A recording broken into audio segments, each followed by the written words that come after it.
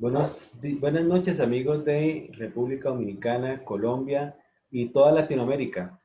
Mi nombre es Amílcar Brunal, soy director de la Red Latinoamericana de Profesionales de la Orientación, RELAPRO, y en esta ocasión hemos invitado a una amiga muy querida de República Dominicana, Arelis García López, una persona que nos acogió muy bien en República Dominicana, en Santo Domingo y en Punta Cana el año pasado cuando estuvimos haciendo este foro latinoamericano sobre el modelo de orientación transicional para el sentido ético de la vida. Arelis es una persona pública, figura pública, consultada por los medios de comunicación en su país en varios temas. Y bueno, cuéntanos un poquitico de ti, Arelis. Bueno, ante todo, darte las gracias por esta gran oportunidad de poder hablar y poder plasmar mis conocimientos, compartirlos con todo lo que es la red latinoamericana y con todas las personas que siguen el trabajo nuestro como orientadores profesionales, vocacionales, orientadores en los diferentes ámbitos de la educación. Gracias por la invitación. Pues, ¿qué te cuento? Yo soy Arelis García López, terapeuta familiar, orientadora escolar, educadora, conferencista internacional, sexóloga. Son una serie de carreras que las he estudiado porque de una forma u otra todas convergen en lo mismo, que es educar y orientar y ser parte de los procesos de los demás. Entonces, Exactamente. soy diseñadora de juegos educativos, soy una figura pública en el sentido de crear opinión, de debate en temas que tienen que ver con lo que es la educación de la ciudadanía. Ahora mismo estamos trabajando un proyecto muy grande aquí en el país que se llama Escuela para Mejores Padres. Es un proyecto que nació hace algunos años, pero que en este momento de la historia va a tomar un auge totalmente diferente, porque ahora sí las personas han entendido que esta ruptura que ha tenido el sistema familiar a nivel global, por todo lo que se ha permitido que permee ese sistema que era tan fuerte antes, necesita ser reeducado, reorientado. También estoy Genial. trabajando lo que se llama proyecto de vida, enseñándole a las personas a organizar su vida desde los tres ejes fundamentales como el ser, hacer, tener. Y por eso lo denominamos el proyecto de vida personal, proyecto de vida profesional y proyecto de vida financiero. Muy bien, Es un... no te adelantes mucho, Arelis. Bien, en Okay. esta ocasión ustedes se dan cuenta que la orientación tiene que ver con muchos campos, muchas ramas que se pueden clasificar en tres campos: la orientación para la vida personal, la orientación para la vida académica y la orientación para la vida comunitaria. En esta ocasión hemos invitado a Arelis para que nos hable específicamente del tema de la orientación vocacional profesional, ya que estamos en el marco de esta semana, la última semana de septiembre y la primera de octubre, la vamos a dedicar específicamente a escuchar estas charlas, esos conversatorios con orientadores de diferentes partes del mundo, desde diferentes enfoques. Y el enfoque de proyecto de vida que está mencionando Alex, pues resulta muy importante para los estudiantes a los que está dirigido esta charla principalmente. Estudiantes que están terminando la educación media, están transitando la educación superior, y algunos otros orientadores han dado unas recomendaciones y unos enfoques. Uno de los enfoques que trabaja Alex tiene que ver con el tema de la antifragilidad. Creo que es un tema novedoso, ya que otros orientadores han enfocado el tema desde la resiliencia, desde el afrontamiento, pero resulta interesante ver esta posición que Arelis nos quiere compartir.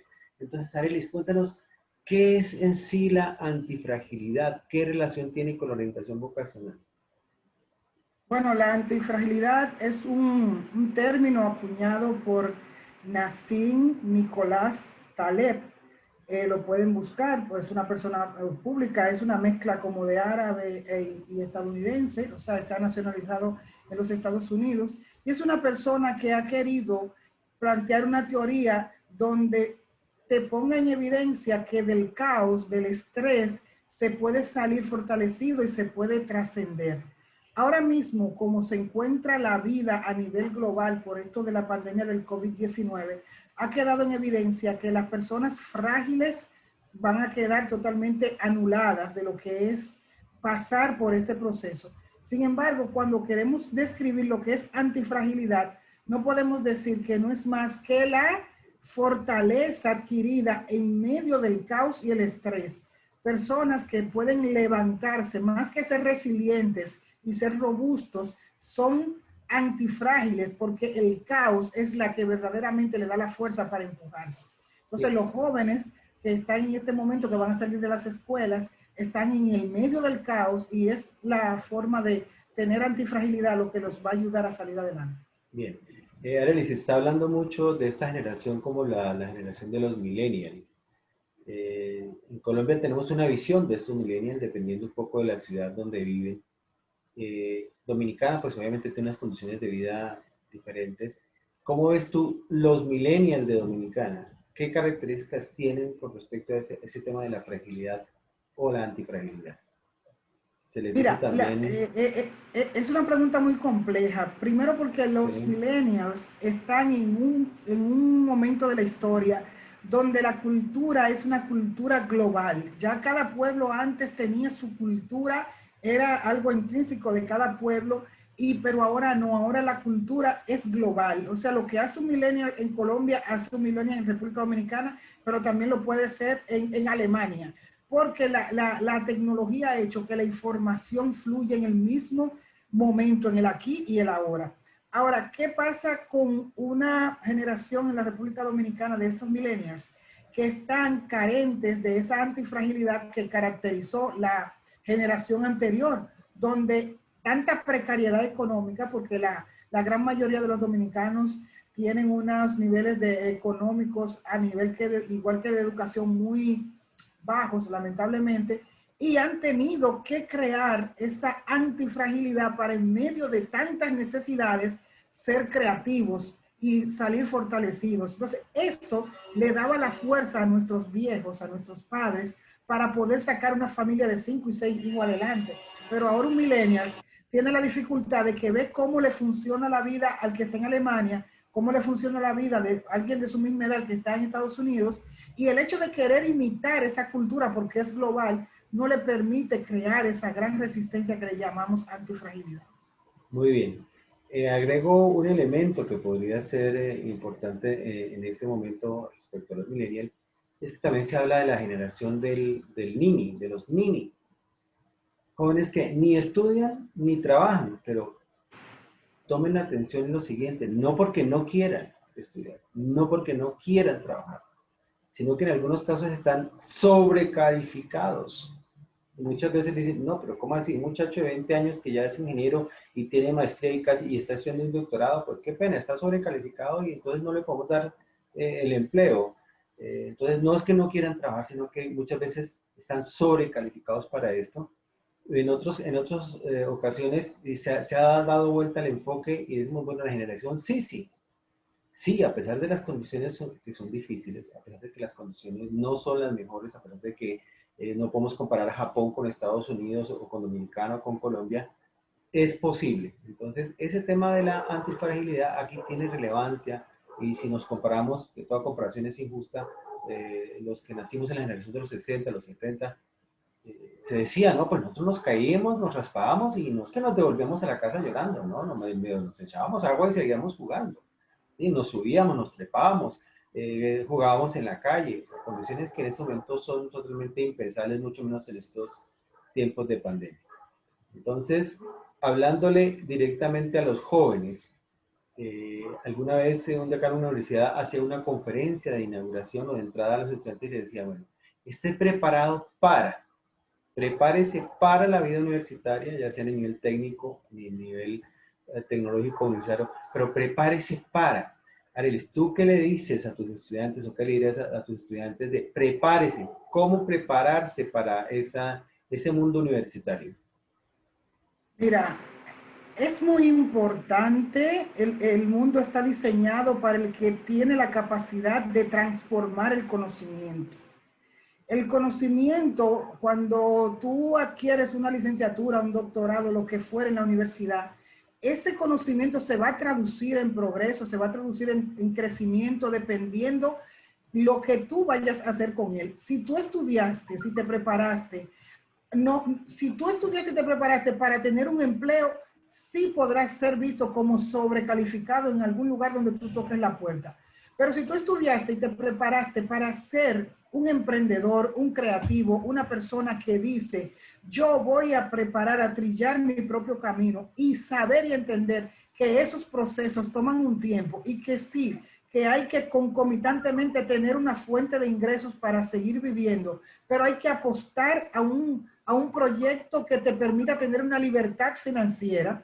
Yo, como orientadora escolar, cuando promuevo a nivel de vocacional, hablo de desarrollar el talento, de esquematizar el talento, de convertirlo en un producto viable y comenzar tú a trabajar en esa idea. Ok, Porque el joven que se gradúa con la mentalidad de conseguir un empleo, no le va a quedar más que frustración, porque cuando tú te educas y te educas y te educas, tú no estás sobrecalificado nunca, porque siempre hay que seguir aprendiendo. Al contrario, tú estás vamos a hacer. en una ventaja ante el mercado de oportunidades porque tienes más habilidades desarrolladas que otros. Bien, bien, dame Lo una que van pausa a ahí, girar, Arelis, ¿sí? porque estás diciendo bastantes cosas importantes, entonces dame una pausa y vamos recogiendo un poco la idea. Tú mencionas el aspecto del conocimiento. Yo creo que es clave que los estudiantes tengan en claro que el mundo se mueve no por el dinero, el mundo se mueve por las ideas, Y las ideas. que dejan de convertirse en ideas para convertirse en proyectos que son sustentables, que son sostenibles, que son productivos. Es un criterio que pensamos para los proyectos de vida puede ser general, que sean proyectos éticos, pero que sean proyectos sostenibles a largo plazo. Tú no puedes invertirle una gran cantidad de tiempo, esfuerzo y dinero a un proyecto educativo para decirte, no, yo lo voy a dejar de lado, yo me voy a dedicar a otra cosa. No, ese proyecto que tiene que ver con un campo específico del conocimiento, definitivamente hay que sacarle el provecho en términos económicos, que es lo que le da a uno la independencia, que le da a uno la capacidad de decir que un proyecto de vida definitivamente es sinérgico también, que te permite solucionar no solamente una necesidad económica, sino las necesidades de identidad, de realización, de participación, de creación. Entonces, ese es un ¿Dónde? elemento fundamental y que tú le decías a tus estudiantes, o le decías a tus estudiantes en el tema de la orientación vocacional. Bueno, es alrededor del conocimiento que se construye un proyecto de vida. Es uno de los elementos. ¿Qué otros elementos son importantes en esa construcción de proyectos de vida? Los elementos que tienen que ver con el enfoque, cuando tú descubres cuál es tu talento, desarrollarlo y enfocarte. ¿Por qué tenemos que hablar de la orientación vocacional desde el talento, desde las habilidades innatas para desarrollarlas? Porque muchas personas van a la universidad a estudiar una carrera que está de moda o es la que está pagando el mejor salario del mercado sin tener nada de conexión a nivel de lo que es el talento y la habilidad innata con la que uno nace, y entonces se convierte en un profesional mediocre. Y si no es mediocre, entonces es frustrado porque está haciendo algo solo por dinero, pero no le gusta. A mí las personas siempre me dicen, pero ¿por qué cuando tú hablas de tus temas tú te ríes, tú lo disfrutas? Digo yo, porque a mí me tocó la gran bendición de estudiar y de ganarme la vida haciendo lo que me gusta. Si a esto le llaman trabajar, entonces yo soy una mujer bienaventurada y beneficiada de nuestro Padre Celestial. Perfecto. Tú demuestras una combinación perfecta entre dos aspectos que mencionamos en nuestro modelo. Uno es lo actitudinal, ¿no? Esa actitud de que si yo me caigo, me levanto, que si hay un problema, lo solucionamos, que si hay que enfrentar algo, se enfrenta. Una actitud positiva frente a la vida, frente a los problemas, frente al conocimiento y en general frente a todo. Pero Y el eso, segundo elemento, eso es una mentalidad antifrágil, porque los exacto, problemas siempre van a estar ahí. ese es un clic, eso es una mentalidad artificial. Pero el otro concepto es lo aptitudinal con P. Aquí tenemos un poco, no sé si decirlo en términos de frustración, pero estamos superando ese tema de con qué aptitudes académicas están egresando los bachilleres de la educación media y se están enfrentando con la educación superior.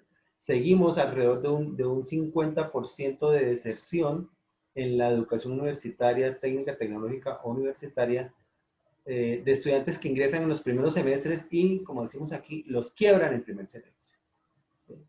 Porque Mira, ellos dijeron, no, yo tengo la actitud positiva, yo lo puedo hacer todo, yo soy capaz, pero sus aptitudes no son coherentes con lo que tú dices, se dedican a hacer cosas para las que no están capacitadas.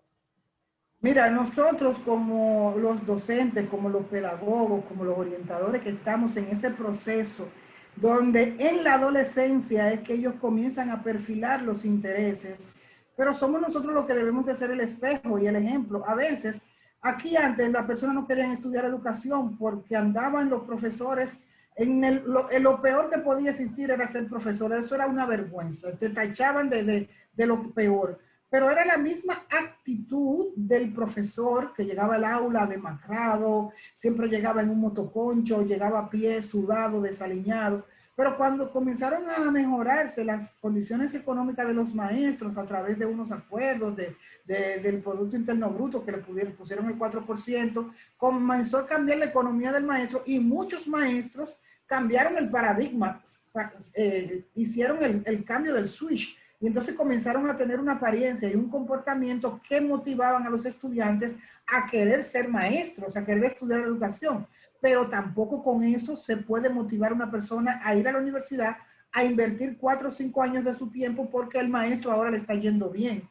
Es el maestro responsable de modelar una buena actitud, pero para que el estudiante descubra su talento a tiempo y cuando vaya a la universidad y pase por el departamento de orientación, pueda pasar por las pruebas pertinentes para que sus aptitudes o habilidades o talentos o vocación puedan quedar plasmadas en algo que lo podamos medir y decirte, mira, independientemente que tú tengas habilidades para los negocios, pero si tú te vas por el área de enfermería e inclusive como enfermera puedes lograr, porque estas son tus aptitudes y después te puedes ir por la gerencia de la enfermería y ahí vas a estar conectada con el negocio, que era lo que tú querías hacer.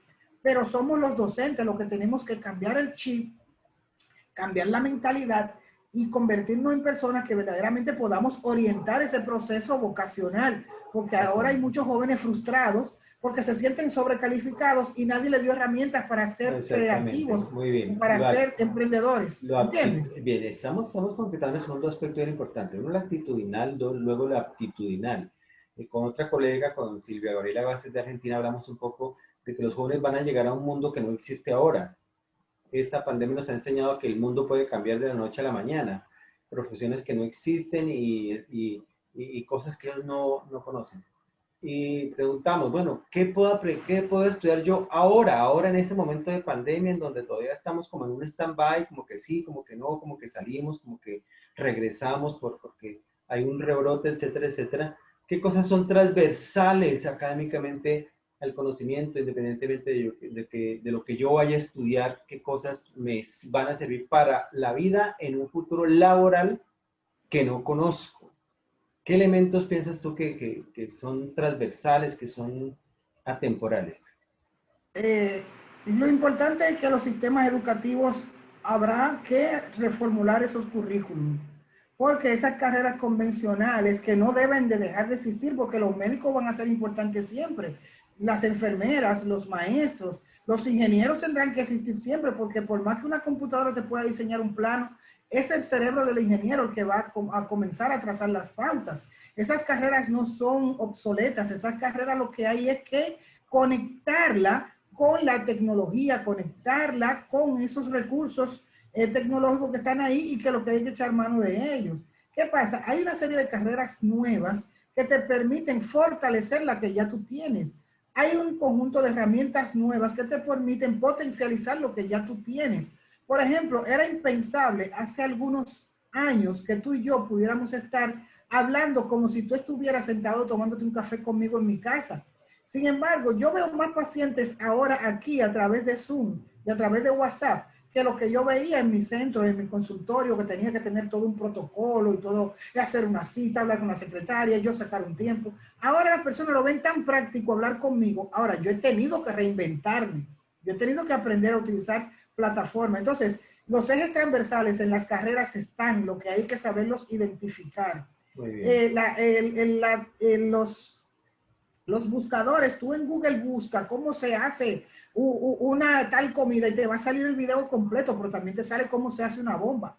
Entonces, ¿qué tenemos que hacer los educadores? Ese proceso vocacional, orientarlo de una forma que los estudiantes puedan escoger lo mejor al momento de definir a qué carrera se van a dedicar y que sepan identificar cuál es su vocación y creer en eso, creer que es productivo. No podemos desconectar la vocación de la parte financiera, de la parte económica, porque el bienestar, el que tiene que ver con el confort, con tener un buen vehículo, con tener una buena casa, eso tiene que ver con recursos materiales y eso se gana trabajando. Ok. Y Detengámonos entonces, en si tú ese, en estudias, puedes ese, tener acceso a eso. sí, detengámonos en ese aspecto de las TICs, las tecnologías informáticas computacionales. Yo tuve una experiencia hace un par de años con unos estudiantes a los que les aplicábamos un test sistematizado, una escala realmente.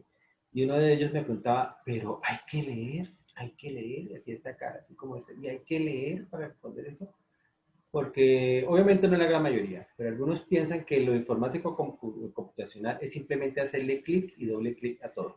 Entonces allí nos olvidamos que hay unas habilidades comunicativas tradicionales que aprendemos desde el preescolar. La comprensión oral y la comprensión escrita. ¿Entiende usted lo que le está diciendo el supervisor o el jefe que necesita que se haga? ¿Lo entiende oralmente? Comprende por escrito, comprende un correo electrónico que le llega y entiende usted exactamente qué instrucciones le están dando ahí. La comprensión oral y la comprensión escrita. La expresión oral, puede usted verbalizar y decir, mire, lo que hemos aprendido hoy es esto, esto y esto, y nos sirve para esto y esto y esto y esto. O la comprensión escrita, haga un ensayo, presente una hoja de vida, sustente por escrito qué es lo que usted quiere estudiar, por qué lo quiere estudiar, en qué universidad lo quiere estudiar, por qué ir a otro país a estudiarlo. Es una forma de relacionar lo que hemos visto, lo actitudinal y lo aptitudinal. Y un tercer componente del que yo quisiera que habláramos es el entorno social, el grupo social. Si yo ingreso a la universidad y espero no desertar en los primeros 5 semestres, voy a tener que hacerme a un grupo, porque es casi que imposible que yo solo pueda responder con toda la carga académica que se me avecina, sobre todo en los primeros semestres. Entonces, ¿qué características debe tener ese equipo de trabajo? Porque finalmente es un equipo de trabajo que yo tengo que construir. ¿Qué características deben tener esos compañeros? Yo como que me le pego, por decirlo de alguna forma popular. Yo tengo que subirme a algún caballo, yo tengo que estar en algún equipo, yo tengo que estar con personas alrededor. ¿Qué características deben tener esas personas? Mira, lo primero que tiene mucha importancia, eso que tú acabas de señalar, y hacer ese planteamiento como lo hiciste, de la comprensión en el área de lo escrito o lo oral. Pero en el sistema de apoyo, como sí se da, por ejemplo, como terapeuta familiar, siempre se habla de un sistema de apoyo para salir de un duelo, para salir de una crisis. Asimismo, cuando eres estudiante, tú necesitas ese sistema de apoyo. Pero ¿qué pasa, Amilcar? Si tú no sabes lo que tú vas a llevar a ese sistema de apoyo, tú eres una persona vulnerable y eres una persona manipulable dentro del sistema de apoyo que si no le escoges bien, fácilmente, en vez de permanecer en la universidad, vas a desertar porque te puedes, y sin querer, involucrarte con un grupo de jóvenes que les gusta usar hachís. O sea, yo tuve una intervención en un caso de una familia con un problema de un joven estudiando medicina y él en su sistema del grupo de la universidad, como era normal fumar su hachís, ese muchacho rompió ese sistema familiar. Entonces, hay que enseñar a los estudiantes a tener una personalidad estructurada, una autoestima saludable para que ellos se conozcan, entonces sepan poder escoger ese sistema de apoyo porque es importantísimo. En mi experiencia como estudiante universitaria, yo recuerdo que a mí me involucraban en los grupos porque yo era la que tenía la facilidad de la expresión y yo aportaba eso. Expresión Y oral, la que dentro, desde afuera, yo decía, no, esto va así, esto va así, esto va así. Esa liderazgo. capacidad directiva, esa capacidad de escuchar, dime, ven, dime lo que tú quieres, que yo te voy a decir qué es lo que tenemos que hacer. Pero yo escuchaba. Entonces, en el grupo yo era la que tenía esa función. Hay uno que escribía muchísimo, hay otro que era el que redactaba muchísimo. Sin embargo, ese era mi rol dentro del sistema y pudimos todas salir airosas y graduarnos, pero es conociendo qué yo llevo al grupo y ver Muy qué el bien, grupo me puede perfecto, aportar a mí. Areles. Has aportado unos elementos. Nosotros estamos hablando de un modelo que estamos construyendo, que se llama sinapsis. Estamos hablando de los grupos oler. ¿Cómo aprendemos las cosas? Oliendo.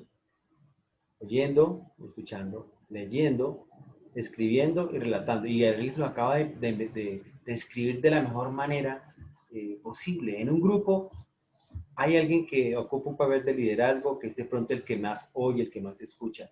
Hay otros que no hablan, pero son muy buenos para leer y decir, oiga, ese texto está muy interesante. otros que son buenos para redactar, para escribir, para poner esas ideas en el papel, y otros que son buenos para relatar y decir, bueno, vamos a reunir todo eso, vamos a presentarlo de tal y tal manera. Eso es oler. Entonces, ahí concretamos ese tema de lo aptitudinal. Son aptitudes académicas que son transversales y que son atemporales, independientemente de que pasen 20 o 30 o 50 años, vamos a necesitar esas mismas actividades, oler. Y el grupo social, el grupo que nos acompaña es importante. Aquí hablamos de que hay compañeros que tienen amigos tóxicos. Lo que decía Arelis, que en vez de animarme, apoyarme, no se dicen, ay, no, eso, vayámonos aquí al barcito de la esquina, porque siempre alrededor de una universidad que se respete hay un buen bar. Entonces siempre va a haber la alternativa de, no, eso para qué vamos a clase, quedamos aquí jugando ping-pong, tomando pasto 1, como decimos aquí, pasto 1, pasto 2, que es estar en los prados de las universidades. Entonces todo esto tiene que ver con la antifragilidad que, como decía al comienzo de Arelis, no es tan fácil de definir, es como que la suma de estas cosas que hemos dicho, lo aptitudinal y ese ambiente social del que yo me rodeo, con el que yo me codeo y con el que estoy compartiendo un proyecto de vida, porque finalmente los proyectos de vida nunca son individuales, siempre hay alguien alrededor. Y entenderlo por trayectorias. Hay colegas que discuten el tema de si es trayectoria o si es proyecto. Lo que yo enfatizo es que para construir un proyecto de vida tengo que verlo por trayectos. Entonces, trayectoria viene de trayecto, o sea, un paso a la vez. Es este primer semestre lo más importante, una cosa a la vez, y no como que echémonos todo el problema de la vida de una vez, resolvámoslo en un solo monotazo. ¿Qué opinas?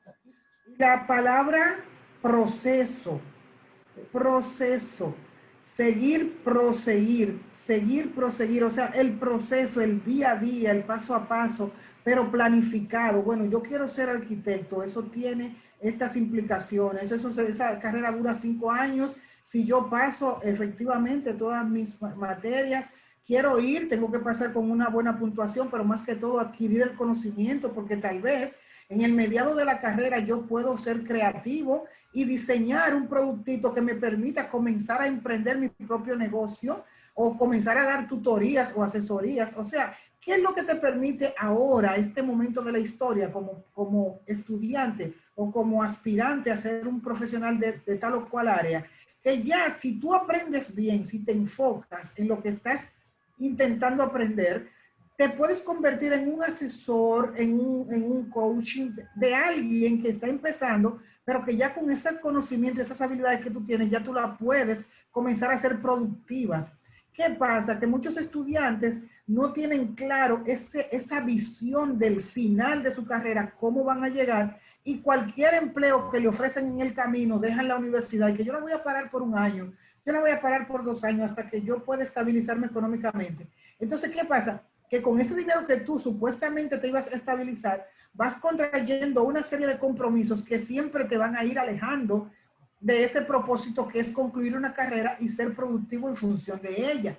El estudiante que comienza a trabajar e ir a la universidad al mismo tiempo y no tiene una buena dirección, una buena guía de sus padres, de sus maestros mentores, de su entorno y su sistema, es un estudiante que está predestinado a fracasar porque se va a desviar y la parte monetaria lo va a distraer. Entonces, los maestros desde las aulas deben de ser ese ejemplo de proyecto, de proceso, de enfoque que el estudiante aprenda a seguir, porque nosotros muchos, yo soy orientadora porque yo vi cómo era la orientadora de la escuela de cuando yo hice el bachillerato, y yo dije, pero mira, eso así que yo quiero ser. Y esa mujer, yo no recuerdo su voz, es que no la recuerdo nunca haber hablado conmigo, pero su presencia, su personalidad, su forma como ella se paraba en los pasillos a escuchar, eso me motivó a mí a descubrir que yo podía ser una orientadora porque me sentía conectada con todo eso. Entonces, cuando fui a la universidad, como hice biología y química, el bachillerato en biología y química, me fui y me escribí licenciatura en educación, mención biología y química, y solo hice un semestre, porque yo no quería ser profesora de química, yo no quería ser profesora de biología, yo quería ser orientadora. Y gracias a Dios que pude reenmarcar mi carrera. ¿Entiendes? Entonces, ahora mismo son los maestros, son los padres los que tienen que llenarse de herramientas para poder competir con esto y no competir, sino hacer de esto nuestro aliado para que nuestros hijos puedan entender que tú no vas a desconectarte de la tecnología o de los avances, pero que las carreras son importantes, no tradicionales, como la quieren etiquetar. Ser médico no es tradicional, ser médico es importante. Ser enfermera no es tradicional, ser enfermera es importante. Ser educador no es tradicional, es importante. Entonces, ser un informático es importante, sí, porque se permite que ese médico, esa enfermera y ese educador puedan ir a la par con lo que es el progreso global o el desarrollo global en cuanto a la Muy tecnología. bien, gracias, Pero es Arelis. el discurso del profesional el que debe de cambiar para poder generar antifragilidad de esos muchachos que están ahí o son ninis o son sisi, yo no sé lo que son, pero sí tienen esa gran dificultad de resistir las embestidas que da la vida. Bueno, muchísimas gracias, Arelis. Creo que has mencionado también un último elemento que yo quiero retomar, y es el tema de que los proyectos de vida se pueden replantear a tiempo. Primer semestre es un semestre súper importante para eso, para realmente reconsiderar cualquier formación académica es útil para la vida, pero es el tiempo de replantear. Acuérdense, muchachos, que van a tener orientadores en las universidades, que tal vez no se llamen orientadores, se llaman Departamento de Bienestar Estudiantil, psicólogos, pero siempre va a tener alguien con quien conversar y replantear su vida. Le damos gracias a Arelis por este tiempo y les reiteramos esa invitación para la semana primera semana de octubre, la última semana de septiembre, donde también vamos a tener la oportunidad de conversar con Alex un poquitico más acerca de esos aspectos. No se olviden, vamos a estar conectados a través de las páginas de Facebook. Una de ellas es Construyendo Proyectos de Vida. También le damos las gracias a Waldo Cruz, un estudiante muy dinámico, líder en República Dominicana de la Federación de Estudiantes de Psicopedagogía, a quienes les extendemos esta invitación. Muchísimas gracias, nos estamos comunicando.